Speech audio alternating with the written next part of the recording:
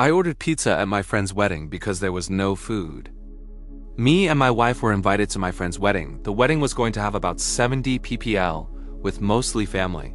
When we got there, we were seated at a table with some other people. Nice people, and we mingled well and had a good time chatting. The wedding was also quite nice. Both my friend and his new wife were very happy.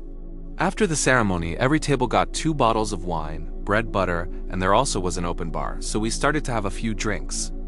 Then the food came out. It looked really good. The food was set up for buffet. I was half buzzed and looking forward to getting some food in my belly. When it was time to eat, every few tables at a time were going to get called, which is fine. The first few tables that were called were understandably the family of both sides. Then the rest were. The problem was that the family members, his in-laws, are larger people. Now, I don't shame people for how much they eat, but I noticed the helpings of food they had while I was patiently waiting for us to be called. I also noticed that they went for seconds before all the tables were called and no one stopped them. I didn't say anything, though I thought that was rude. I just assumed that there was just a lot of food. To my surprise, by the time we were called, there was nothing left. I asked if there was more coming out, and apparently that already occurred. So we grabbed the little we could and went back to sit down and ate the scarps. We were all still pretty hungry and a bit pissed off, so we kind of bash-talked that the first few tables ate all the food.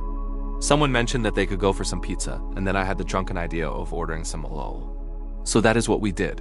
We all pitched in and ordered 4 large pizzas and some chicken wings from a local pizza joint close to the venue, so it didn't take long to be delivered. I met the guy outside and brought the food to our table, and we started to eat. Some of the other tables noticed and asked where the pizza came from. Apparently, some of the other tables close to ours didn't get any food either, so we shared with them. This caused some commotion because other people were looking for and asking the wedding party if there was pizza available. I guess there were others that didn't get to eat either. We did share with anyone who asked us.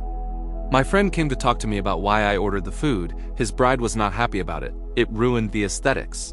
So I told him that we didn't get to eat and that the food ran out long before our table was called. And we were really hungry. He then asked why we didn't just step out and eat then come back. Though annoyed about that, I respectively explained to him that we were all drinking on an empty stomach, and that it probably wasn't the best idea to have drunk people walking around looking for food. I don't think he liked that, but went back to his bride who was glaring at us. Like, what were we supposed to do, starve? This wasn't the end though, as we were finishing eating. One of the in-laws came to our table and he asked where the pizza came from. This is where I may be the AA. There were 2 slices left. I knew he was eyeing them. I asked the other people at my table if they wanted one. Everyone declined. This guy then said he'd have one. I then took the 2 slices, I put them on my plate, and started to eat them. Then looked at him and said something like, "No, you and everyone at your tables had way more than your fair share of the buffet and ate all of it. This is the reason we ordered food in the first place. And now you have the nerve to ask us to share." His face went red and he returned to his table. There was a lot of discussion going on there. They were all looking back at us with daggers. The bride looked even more ticked off at us. She had a bit of an argument with my friend. He eventually came back to tell us we had to leave. I didn't mean to start any problems, so me and my wife called a cab and left. He called me a few days later and we had a long talk. I explained my perspective, and he agreed that his in-laws were really rude for eating all the food and leaving most of the other guests with very little. A lot of people actually complained to him about it. Everyone was drinking thinking that there would be food and they were disappointed. He was upset with his in-laws because he told them how many guests there would be and to order the food for that many people. He also saw how much they were taking but assumed they ordered enough. He was wrong. He brought this up with his wife, and she said that apparently because the in-laws paid for the alcohol and the food, they felt entitled to eat what they wanted. She was really mad at them and reamed them out for tainting her special day. He also said a lot of the other non-family guests started to leave soon after we left because they too were hungry. They still had fun celebrating, but it did kind of put a downer on their special day. Out of 70 ppl, about 30 left. I also found out that guy that came to our table was his father-in-law. Father-in-law was really embarrassed by what I said to him.